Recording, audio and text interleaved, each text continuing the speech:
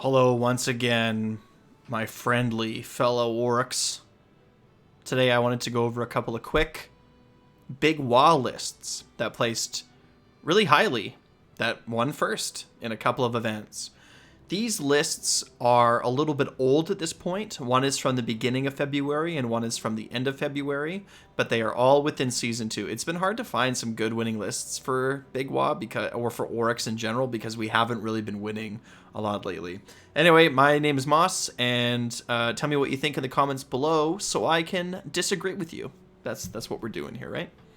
So this first one is from a tournament that was played on February 4th and 5th.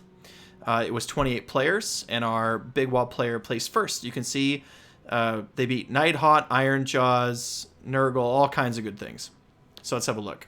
So Big Wall, grand strategy, take what's theirs. So this one is have more units on their side of the board than on your side of the board at the end of the game. I'm pretty sure that's what it is.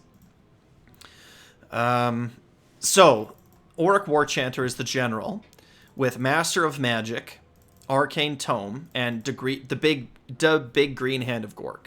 So this is no longer possible in the rules now. They changed Arcane Tome so that you don't get to pick a spell. So this is no longer possible to do. So instead, this would be a Weird Knob Shaman for 30 points less. So as we go through the list, you can keep in mind that there's actually 30 more points to work with here. Another Auric War Chanter. So they have one that's a fix and beat, one that's a get and beat. Both beats are great. Kill a boss on Nashtooth. 130 points, great model, lots of damage, really, really great. Here's a Wurgog Prophet. With that glow and tattoos, Artifact of Power. Giving a 4-up ward to the Wurgog Prophet when they use their Wurgog Mask is really strong. It's going to be it's just a really strong ability to be able to do that and use that. And then here's another Wurgog Prophet. Oh, and the spell is Levitate. So that's cool. So it looks like Levitate is actually kind of a good option. You can put it on the Nashtooth or on the Break Boss, right? That's pretty cool. I like that. So the second Wurgog Prophet has the 5-up ward, the aspect of the champion. No, sorry. They have 2 artifacts of power. So it looks like they got it from having a bonus enhancement. What is it? Warlord Battalion. So Cliff Feather Charm, it's a great. Gorkamorka's Warcry, I mean, that's fine. You have to pick something. Levitate's a good choice. Gorkamorka Warcry, also fine. So the aspect of the champion is fueled by Gurish Rage. So this, it's an interesting aspect of the champion. Fueled by Gurish Rage. So this stacks with, or it doesn't stack with, but it plays into the same idea that the Griffeather Charm does.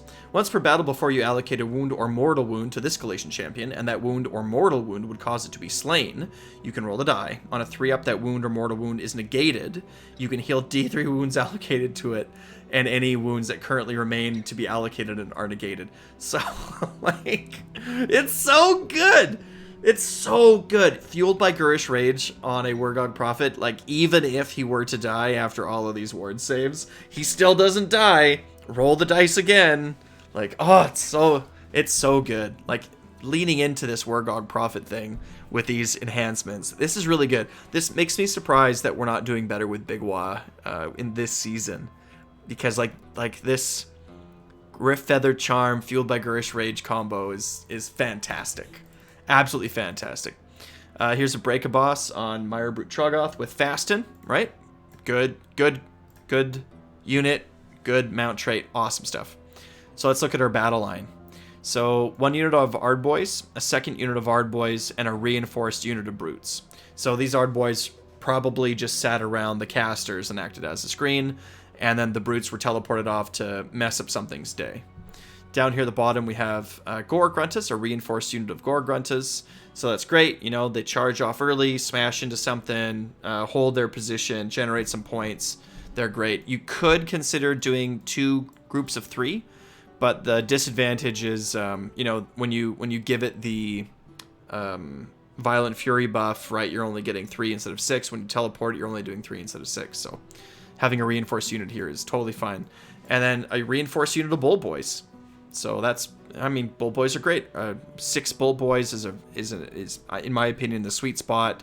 Not too few, not too many. Excellent.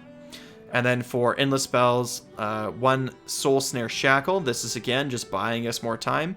And looks like, you know, maybe they had 30 points left over and wanted Burning Head. So that's great. 2 Warlord Battalions and 1 Galician Veteran Battalion. Looks like the Galician Veterans are taken with this reinforced unit of Brutes. So, I mean, that's great, right? It lets you fight with more of them. Brutes have a 40 millimeter base, so they can have a little bit of trouble when they're reinforced trying to get everybody in, but that definitely helps with that. So, absolutely great list. Love this list. Super fun. I would play something like this for sure. Would I make any changes? Well, we're going to get 30 more points here, right, from the Weird Knob. So if you're planning on running something similar to this, so with 30 more points, what does that let you do? Well, it turns a Break a Boss into a Vulture, kill a boss on Vulture, right? It'll almost do that. Are we at 2,000 points in this list? Yeah, we are. So it'll almost do that. What else could we upgrade? What else could we upgrade? 30 more points. What else could we upgrade? I mean, with 30 more points and with your endless spells, I think you could shuffle them around a little bit. You could upgrade an endless spell, or you could cut an endless spell and then get a Vulture. So, great. Great stuff, great list. Not surprised that he placed so high. Not surprised at all. Okay, here's our second list. This was February 24th and 25th. So, again, beating Skaven and Gloomspite Gets, which are doing really well. Skaven again, Nurgle, and Blades of Corn. So, good job. So, the grand strategy here is Wagh. This is always like a really good default one to pick for pretty much any Auric War Clan army. So, that's pretty good. So, here we see this, this Auric War Chanter, Master of Magic, Arcane Tome combination again.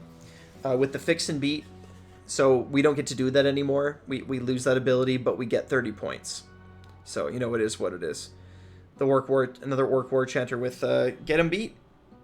And here's Skragrott, the Loon King. This was still when he was 160 points. So he's 210 now, so we gain 30, but we lose 50. So we're 20 points. We have to find 20 more points if you wanted to run this list here. So, yeah, I mean, Skragrott's just a great model. He does what we want to do, right? He's hard to kill, so he's going to stall and help you buy time. He's going to shoot things from across the board, right? He's just great. Really good at casting endless spells for the army. I guarantee there's endless spells down below. So we still need to find 20 points. We can find 10 points by going from a Mega Boss to a Nashtooth. That's one way. And look at here. Same... What the hell is this? Same Wargog Prophet idea. Glowing tattoos, Griff Feather Charm. Here it says Aspect of the Champion, Abhorrent Ghoul King. That's, unless I'm totally missing something, that's a mistake. That's a mistake. I have a feeling that this is going to be fueled by Gurish Rage. Leadership of the Alpha isn't particularly good on a Wargog Prophet. It could be good if you wanted to put it on if you're running a lot of Iron Jaws units and you wanted to use Mighty Destroyers a lot, you could stick it on a War Chanter, but I just don't. The Fueled by Gurish Rage on a Wargog is so good. Like, I'm so excited. Like, I'm so excited. It makes me so happy. So, Battle Line. So, this list, so the previous list ran like way more heavy-hitting melee fighters. So, it has a Nashtooth and it has a Break-a-Boss. Right? And it has Gore Gruntas. This list sort of goes a different direction. Instead, they're playing Skragrott the Loon King. Okay. And then a unit of Moon Clan Stabbas. If you want lots of bodies and objective control, this guy will do it for you for sure. Moon Clan Stabbas will help you take those objectives and hold them from your opponent for sure. We have one unit of Ardboys, going to act as a screen. And then we have a double reinforced unit of Ardboys. So you plop these guys down somewhere on the map, and they're gonna hold that space. You want to hold the center of the map and hold some objective and wait and wait. Like, you're gonna lose a bunch of them over time, you know, over a turn or two, but you're gonna build up those wall points. They're gonna be in combat for a couple turns, and then once they get the +1 to hit, +1 to wound, then all of a sudden they're way scarier than you think, right? A reinforced unit of brutes. Or nope, a double reinforced unit of brutes. Oh, it's just nasty. Just nasty. Teleport it somewhere. It's going to get stuck in combat. It's going to deal lots and lots of damage. Your casters are going to be able to sit in the back, right? Scragrot's going to be able to sit there and pew, pew, pew. And then a unit of non-reinforced brutes. To be honest, I almost feel like this second unit of brutes might be better as another unit of Moon Clan Stabbas. And save yourself 25 points. We're looking for some points in this list. Like, we were looking for 20 points.